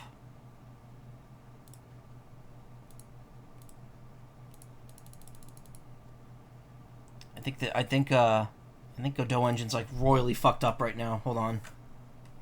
See if I can fix that. Alright. Back in business here. If now it feels like too hyperactive. It's like reacting to my shoulder movements. Whatever. Yeah, why? Alright, I think the sensitivity in this thing got fucked up. Hold on. Let's crank it up just a little bit so the shoulder noises don't proc it. Actually, that's not the right bar. This would be the right bar. 1, 2, 1. See now, okay. It's weird because like the mic control is like very... The sensitivity is very weird with PNG Tuber Plus, like what it detects and what it doesn't detect. Anyway, if that's the case, then the signature on this document belongs to you, doesn't it?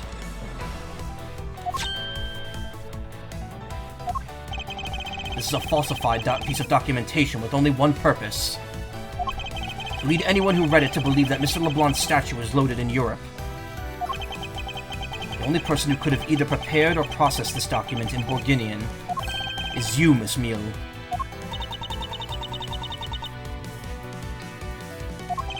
Without your participation, the smuggling of the Aleph Red could not have occurred.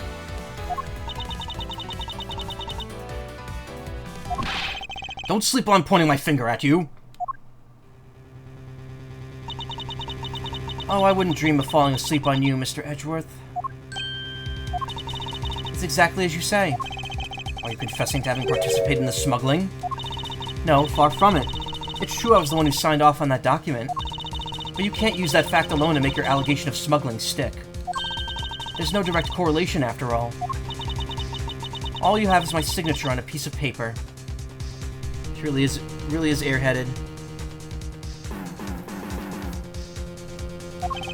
Really? All you did was sign it. I neglected to check if the cargo had been loaded onto the plane properly. Shading, yeah.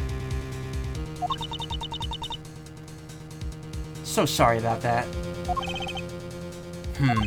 Seems she's finally woken up. This is going to be one tough fight.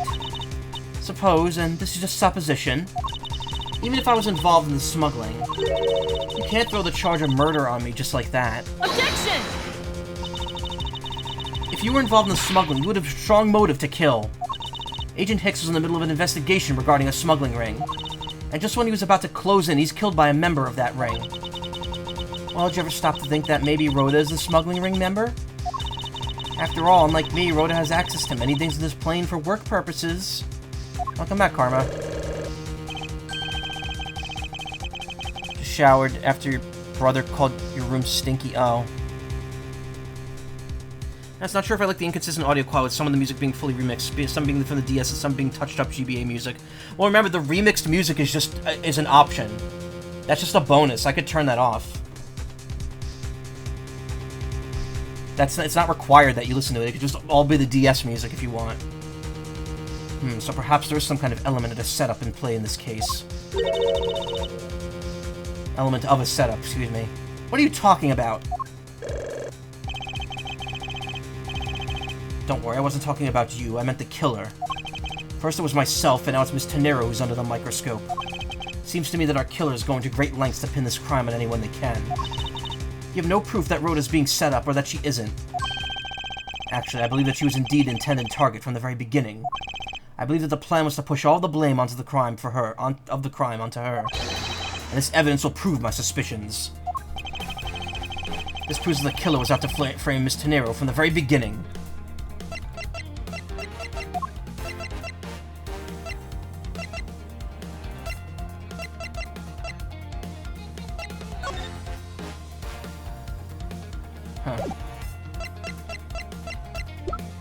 I mean, the music isn't remastered, it's fully remixed. Like, this is not a remaster of the GDS song.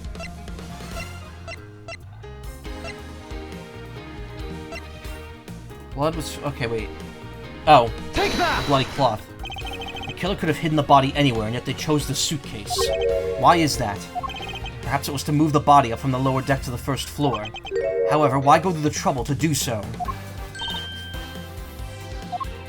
The only way all these actions make sense is if the killer had wanted to frame Miss Tenero for the murder. Miss Tenero buys a suitcase in every flight she works for, without fail. But should her suitcase be switched with one containing the victim's body, that would put her in a very tight spot. Unfortunately for the killer, the turbulence put an end to that plan. There wasn't enough time to put the body back into the suitcase. Ergo, they made do with whoever was at hand, adapted their plan, and tried to frame me as I lay unconscious on the floor from the turbulence. The killer then went to hide the suitcase in the in-flight shop, and brought the piggy bank back to the elevator in order to fabricate a false weapon. A lot of work for a fruitless endeavor, wouldn't you agree? Sounds like the killer had a tough time too, huh? I mean, why did the killer need to frame someone that badly in the first place? That's because of the special circumstances surrounding this particular case. What special circumstances dictate the need for the killer to frame someone? Where, when, or who?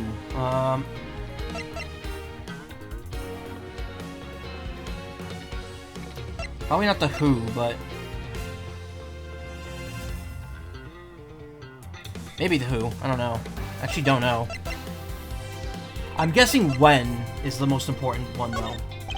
Murder took place before the movie was scheduled to go on. Around that time, almost all the passengers had returned to their seats. Therefore, the killer had the choice to choose someone who was not at their seat to the frame. Isn't an explanation for how the killer chose who and not why they had to? Well, I thought it would be best to start from there. We're going to talk about completely unrelated matters. Do you mind if I take a nap? Hold on, I'm just getting to the meat of my argument. What special circumstances dictate the need for the killer to frame someone?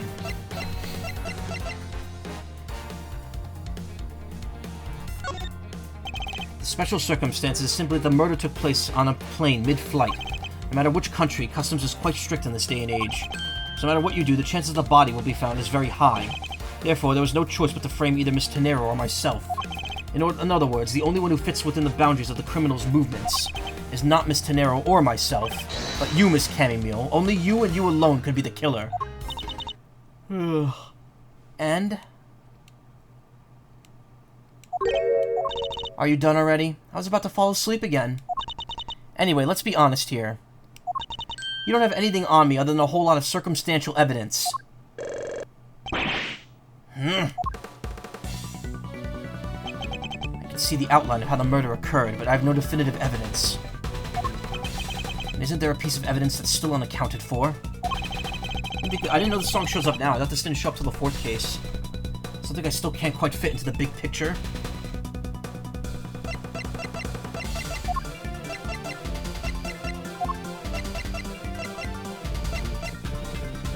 Missing cell phone or the piggy bank. Possibly. Take that! I don't have any actual evidence. Thought not. But that's because it went missing, and it still is. Missing? What do you mean by that? In the complex puzzle that is the case, there was one piece I kept getting stuck on. Chamomile, yep, EPT. That's why her name's Chamomile. That's the victim's cell phone. Francisca, you were waiting at the airport for a phone call from Agent Hicks's cell phone. Or at least that's what you told me. That's right. But Agent Hicks's cell phone could not be found at the crime scene. I mean, the killer took the phone with them? Precisely. I suspect that if we were to find the phone, it would lead us to the killer. Hey, Razumari, how you doing? Come on, get serious. No, her name being Chamomile is not a Street Fighter reference. It's a reference to the chamomile tea, which generally is taken to help you sleep. Notably, it can help you sleep. If the victim fell to his death from that height, wouldn't his phone break as well? We won't know until we try a little experiment, will we? Francisca, I'd like to ask for your assistance. You know the victim's phone number, do you not? Of course I do.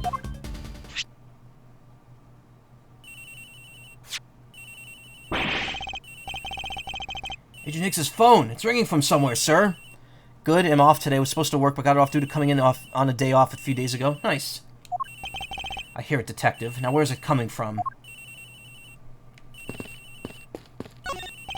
Sounds like the phone is up in the flight attendant's room. We gotta hurry into the flight attendant's room, sir.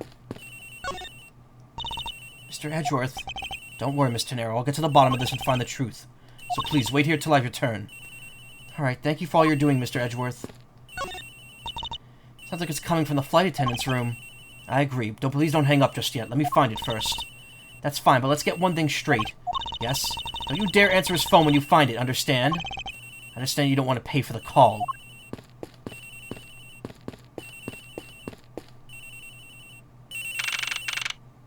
March 12th, 4:12 p.m. The ringing's coming from somewhere in here, sir. Leave no stone unturned, Detective Gumshoe. We must find it. Doesn't seem to be over here. Let's look somewhere else, sir.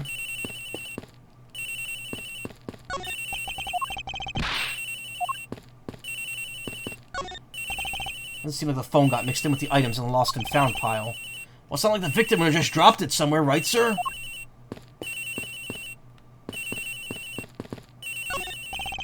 Ringing's coming from in here, sir. What? No, it can't be. This has got to be the victim's cell phone. Just whose locker is this, sir? It's Miss Tenero's. What?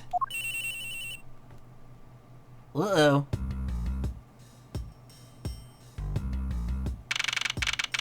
March 12th, 4:28 p.m. So, Mr. Edgeworth, how did it go? Where'd you find the phone? I found it in the flight attendant's room, in Miss Tenero's locker. What? But... Rhoda Tenero. I don't know anything about the phone. It wasn't me! It wasn't me! It wasn't. Miss Von Karma, is it? I suggest you arrest Miss Rototenero right away. Objection! Wait, I have a theory. This is related to the incident with the keycard. When the killer went to steal the keycard, they conveniently stashed the cell phone in Miss Tenero's locker at the same time. Objection! This is related to the keycard, alright. In the same way that we have zero proof that the killer did just that. The only voice that sings the truth is evidence. That's the one bird we cannot ignore. I mean, you can't ignore me, look how big I am. What should I do? Franziska's right. Can't offer baseless conjectures at this point. Alright then, why did the culprit take the cell phone from Agent Hicks? It must have something very incriminating on or in it. Hold it! What now, Miles Edgeworth? It's not over yet. We have to figure out why the killer took the phone. What? Inside this phone lies the final piece of incriminating evidence that'll point us to our killer. We need to examine this phone in more detail.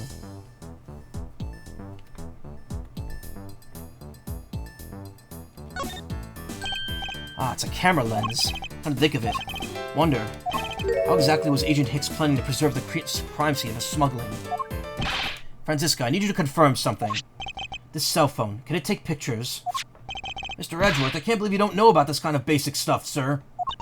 This looks a very similar model to my own. And mine can take photos just fine. Do you think Agent Hicks could have taken some pictures with this? In particular, pictures of evidence for his smuggling case. If so, I'd say there may be some very inconvenient photos in here for our killer smuggler. But the phone's all busted up, sir. Even a super prosecutor can't repair a broken phone. I'll find a way, don't you worry about that. May I go back to sleep now? Objection! The LCD screens on the inside and outside are broken, that's for sure. But that's also reason enough to believe that the killer wasn't able to erase the data. What? What do you mean by that, Franziska? It looks like our killer isn't very familiar with electronics. This phone still rang when I called it, meaning that only the LCD screens are broken. It's possible that the photos are still there inside, waiting to be accessed. All we need to do is transfer the data to my phone. Franziska, your phone, if you please. Very well. Just transferring. Alright, displaying it now. This is... Agent Hicks was most certainly trying to obtain some evidence for his smuggling case. Hey, the Owl of Red's nowhere in this pic, sir. But this has no meaning as a piece of evidence in this murder case, right? Oh, she's right. There's not much we can find out about this from Agent Hicks's killer. Not much we can find out about this from there's not much we could find out from this about Agent Hicks's killer, sir. Is this it? Is this the end? Is there really nothing on this photo we could use?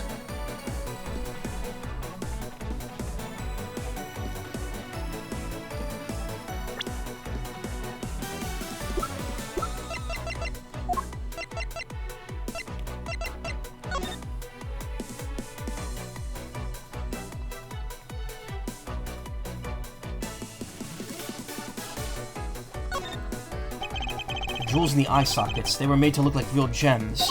Does it mean these aren't real? Do you really think that forgers would waste that kind of money on a replica? Guess not. Oh, I just got a really great idea. I could probably find some rocks down by the river I could polish up to look like real jewels. I think I'll try that out and give the one to Maggie as a present next time. I wonder if he's serious, and I wonder if I should try to stop him if he is.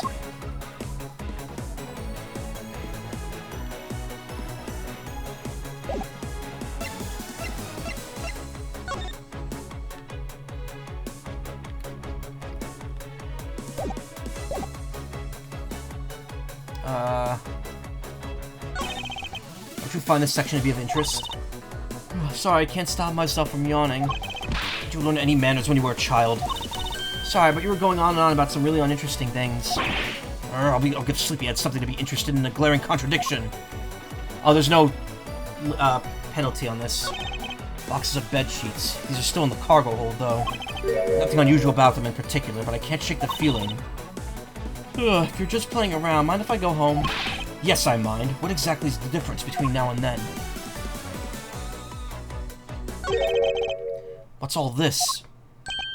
Hmm? Oh, they are cargo shipped from Borginia to Zhengfa. So the reason they aren't here now is that they were dropped off in Zhengfa. Mr. LeBlanc, can you tell me about the contents of these boxes? Unfortunately, there was no English written on them anywhere. One cluster of boxes is written in Borginian. It says... It says... It is cloth in English. Cloth. Could it be? This were the killer. What? What is that scary face? Miss Meal. Yes. It appears that Agent Hicks was no ordinary investigator. He left us with a piece of vital evidence, after all. A striking piece of evidence that will point out who his killer is. Ha! Maybe you shouldn't force your mistaken reading of a simple picture, Mr. Edgeworth. The Borginian cargo and this piece of evidence will point us straight to the killer. Take that! And what is that supposed to prove? The killer had used this piece of cloth to wipe up the blood they had spilt. But there was one thing that bothered me for this whole time. Where did it come from? And now I finally have found my answer in this very photo.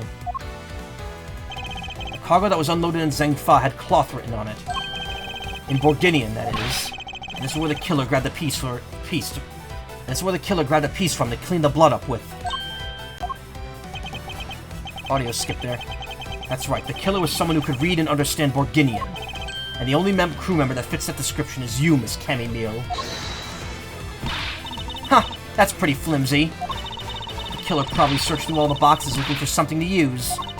When you're frantic, you don't care if a box is in English or Borginian. Objection! Sorry, but I cannot agree with your assessment of the killer's indiscriminate nature. What?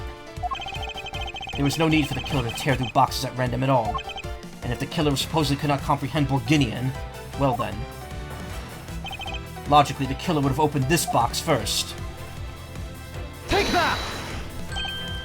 Hey, it says bedsheets in English right in the box, sir. Precisely. And bedsheets would be perfect for cleaning up blood, wouldn't you say? So what are you trying to say?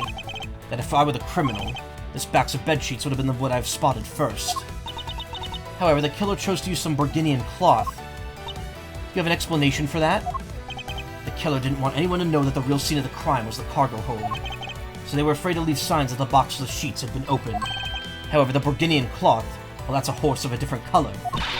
Because the killer knew it was going to be unloaded in the Republic of Zhengfa? That's right. This is why the Borginian cloth was used. And the only Borginian reader on board who could make such a calculated decision is you, Cammy Meal. You and you alone. It'd be very easy for us to confirm if any of the boxes were resealed. All we would have to do is contact the Zhengfa authorities in time. Maybe even find other evidence to incriminate our killer within these boxes. So what do you say, Miss Meal? Why not confess to your crime here and now? Or would you rather wait and see what we find out from our investigation in Zhengfa?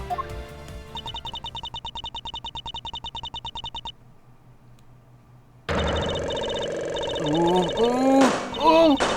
No! Oh, whoa, whoa, whoa, whoa. Oh, whoa.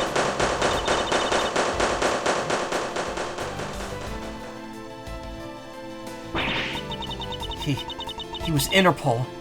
I couldn't stop it. I brought him here. He started taking pictures. I couldn't be found out. I was scared. I was in trouble.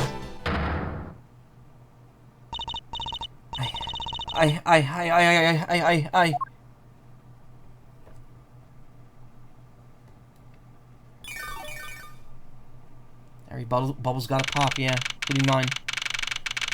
March 12th, 5:26 p.m. First floor lounge. We finished making all the arrangements and taking the suspect, sir. Very good, detective. What about the smuggling route? Did she say anything about that? They're taking her down to the precinct now. Hopefully we can get more out of her there. Whenever we approached the topic, she just started foaming at the mouth. It was scary, sir. She probably wasn't prepared to commit a murder all of a sudden. One thing is for sure, the ring behind this whole mess means serious business. Looks like there's a lot more to this case than meets the eye. Mr. Edgeworth, I just wanted to tell you how much I appreciate everything you did. Thank you very much. It was nothing. In fact, I should be the one thanking you for your cooperation. But truly, if it wasn't for you, I might not be here right now. Instead, I could continue to serve our passengers as a flight attendant. I hope that, well, please accept this as a token of my appreciation. That's... I see. You don't have to take it if you don't want it. No, I mean, I would never turn down a lady's generous offer. Gumshoe, you take it. Oh, thank you. I'm sure it will serve you well. And remember, we here at Go You Airlines are always ready to serve, Mr. Edgeworth. Thank you, I'll keep that in mind. I must bid you farewell. May all your skies be blue, no matter where you go.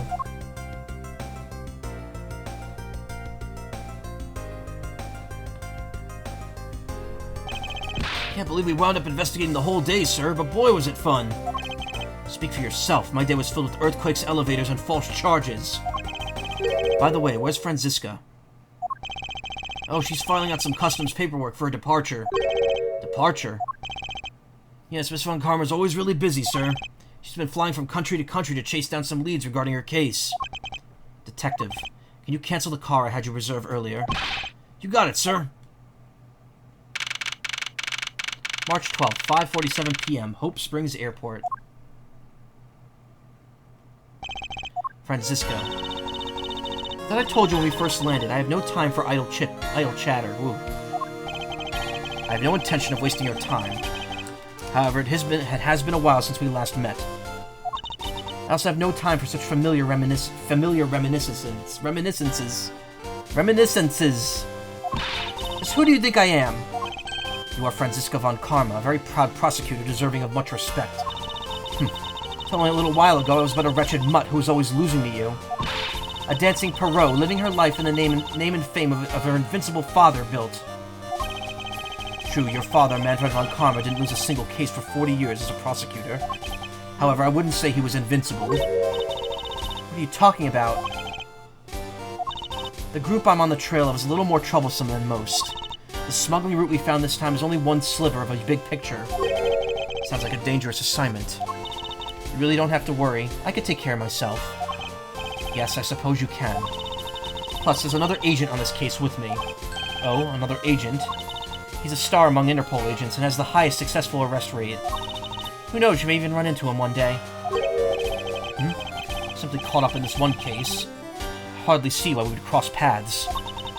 I suppose. But I doubt he would say the same. I'm not following you.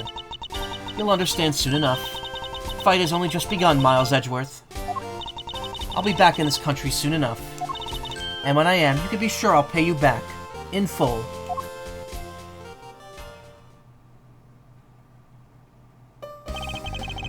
Just like that, she's gone, huh, sir? Thank goodness, I can finally rest easy knowing I won't have to watch out for her whip. Detective Gumshoe, I want to thank you for all your help and cooperation. It was nothing, sir. I was just happy to be able to work with you again. I think I'm gonna go celebrate by adding a little extra salt to my instant noodles tonight. Just how much did you cut his salary by, Franziska? Detective, I was wondering if you might give me a ride down to the prosecutor's office. Sure thing, sir. I'll even fly down the road in the patrol car if you want. Don't make me remind you, Detective. Safety first. Thus, I solved the first case upon my arrival home. How come Gumshoe gets two versions of his theme in this game? Well, he gets his old one, he gets the new one, the special one. Franziska Von Karma, the smuggling route she was after. The leaders of that ring had already put their trump card into play. And the players on the other side of this war, they would begin to make themselves known through the next incident.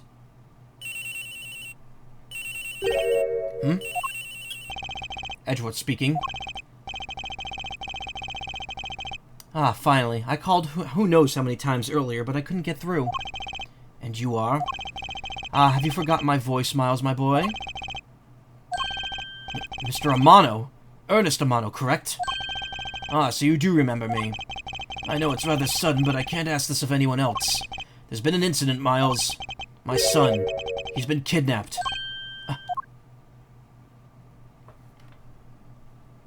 The end. I want to see what the 5th remastered soundtrack song is. Because we've only heard 4 of them so far. Turnabout Airlines awarded.